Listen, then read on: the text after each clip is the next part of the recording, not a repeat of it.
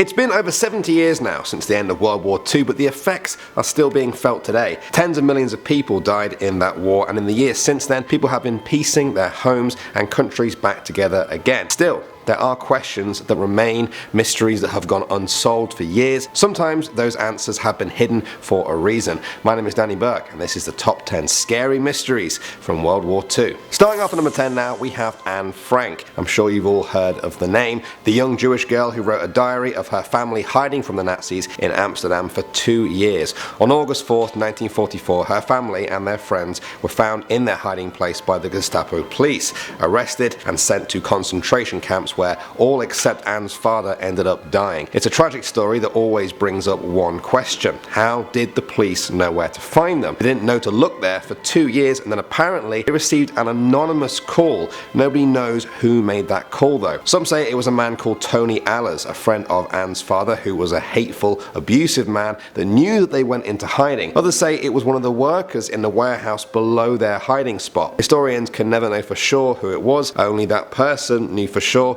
and they surely knew what they were doing. Moving on to number 9 now, we have the Foo Fighters. You guys might be thinking of the famous band for this one. Well, this is where they get their name from, and it's a very interesting story. Towards the end of World War II, Allied pilots began reporting seeing strange things in the skies over Europe. Crafts that glowed and darted through the air at insane speeds, easily 200 miles an hour plus. The pilots couldn't keep up with the lights as they made sharp turns that would be impossible even with today's technology. They dubbed them Foo Fighters. They were red, orange or green, sometimes appearing in formations of up to 10. They never showed up on radar. Naturally, in the years since then, many conspiracy theorists have said it's UFOs, alien crafts from another world. Others have said perhaps they are time travelers coming back to witness the end of this historic war. Another more credible theory is that they were secret Nazi crafts using advanced technology, all destroyed before the end of the war. Others say it was likely a natural trick of the light phenomena, such as St. Elmo's fire. When it comes to Foo Fighters, the more you dig, the more questions there are. Next up at number 8 now, we have Dead Man Floating. On April 30th, 1943, a fisherman picked up a body off the coast of Spain. It appeared to be a British soldier. Spain was neutral but leant towards the Axis, so they handed the body over to the Nazis. They examined the body and found papers saying it was Major Martin of the British Army. Among the documents were plans detailing the British were planning to attack Nazi-occupied Greece. Hitler then sent entire divisions to defend Greece. You can only imagine how surprised they were then when the British didn't attack Greece at all and instead went for the now less defended Sicily. That's because Major Martin wasn't real. The British had dressed up a body as a fake marine with fake plans on him, knowing it would fall into the hands of the Nazis. They intended to attack Sicily all along but needed a way to draw the Nazi defenses away from it. It's an incredible story, but one question that has arisen is who did the body actually belong to? There are no official British records, only theories. Some think it was a British soldier called Tom Martin who had recently died when his aircraft carrier sank. Others say it was actually a man called Glyndwr Michael, a mentally ill, homeless Welshman who had died after eating rat poison. Others say this couldn't be possible because the Nazis needed to believe this was a fit and healthy Marine who died at sea, not a sick, unfit man who died to rat poison. So, who really was Major Tom, the body that helped so much? Next up at number 7 now, we have the ghost plane of Pearl Harbor. This one is just straight up weird and very paranormal. On December 8th, 1942, nearly a year to the day after the Japanese attack on Pearl Harbor, a single unidentified plane was picked up by American radar heading towards Pearl Harbor from the direction of Japan. US planes were scrambled out to investigate. When they pulled up alongside it, they saw it was a Curtiss P-40 Warhawk, an American plane that had been used to defend Pearl Harbor the year before but had never been used since. They say the plane was riddled with bullet holes and that the pilot could be seen inside, bloody and slumped over the cockpit. They said at one point he briefly waved at the other planes just before crash landing. Search teams went through the wreckage, but to their amazement they found no body inside, just a diary claimed that the plane had flown from Mindanao, an island over 1,300 miles away. Very strange.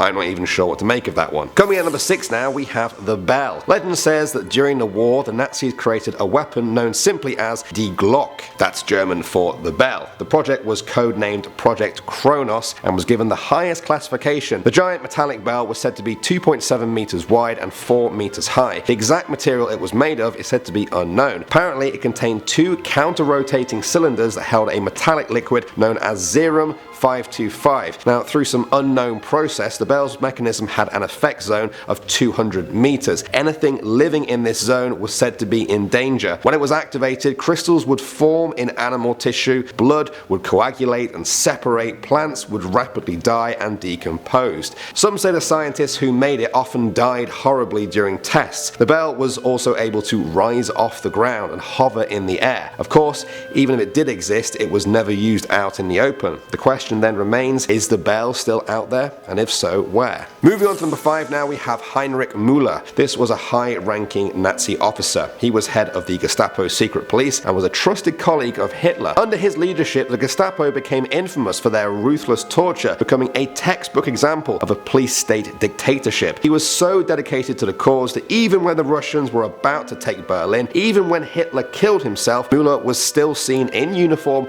working at his desk in the Führer bunker. After the war, nobody knew where he went. There was no real evidence of him being killed or killing himself. He just kind of disappeared off the records. Some say that he was found in a mass grave in a Jewish cemetery, of all places, and that he died soon after he was last publicly seen. The body apparently had documents on it indicating that it was indeed Muller. Others say this was exactly what Muller wanted people to think. A number of other high-ranking Nazis were said to often fake documents and plant them on dead bodies so that after the war they could escape to countries in South America. So, what is the truth? Did he live out a long life in Argentina or Cuba, or did he die along with the Nazi cause? Next up at number 4 now, we have the Blutfahne. This name translates to blood flag. In 1923, Hitler and his Nazi party had no power in Germany. In that year, he organized the Beer Hall Putsch, an attempt to overthrow the German government. It failed, and during the fight, 16 Nazi party members died. After Hitler was released from prison, he was given a flag that had been stained with the blood of his fallen comrades. Thus, the blood flag was born. During the Nazi reign over Germany, Hitler took this Nazi flag all over. He even sanctified other Nazi flags and banners by touching them with the blood flag.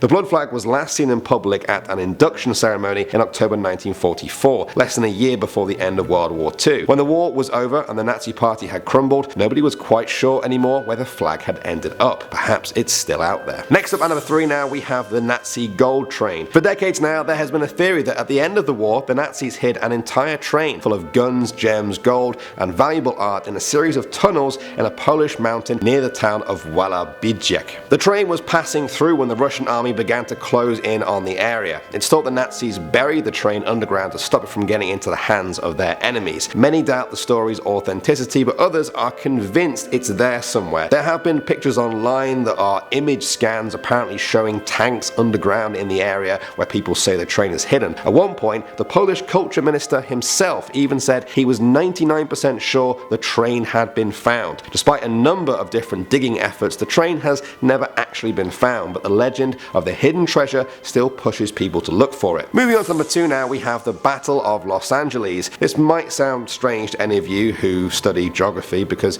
of course, there were never any battles fought on mainland USA. Well, this story comes from the early days of America's involvement in the war, not long after Pearl Harbor. A few months after that, many people spotted an unidentified object over the sky in LA. Witnesses said the object was round and glowing orange. Naturally, the military response was quick. Searchlights scanned the Californian skies. Anti-aircraft guns fired more than 1,400 shells at this mysterious object. When the guns went silent and the sky was empty, they expected to find wreckage, but nothing was ever found. In 1949, the US Coast Artillery Association claimed that a weather balloon had caused all of the alarm. Then in 1983, the US Office of Air Force History said it was simply due to war nerves. What do you guys think? And finally, number 1 now, we have the British soldiers. In 2009, historians found a strange document at the prisoner of war camp in Auschwitz. It was a list. On it were 17 names. Their surnames included Osborne, Lawrence, Gardiner. The historian said they were the names of Englishmen. Next to 8 of the names were ticks, as if they had been checked off the list for some reason. On the back, written in German, they could make out the words now, never, and since then. It was a total mystery. Why did Auschwitz have this list of English names? Why were only some of them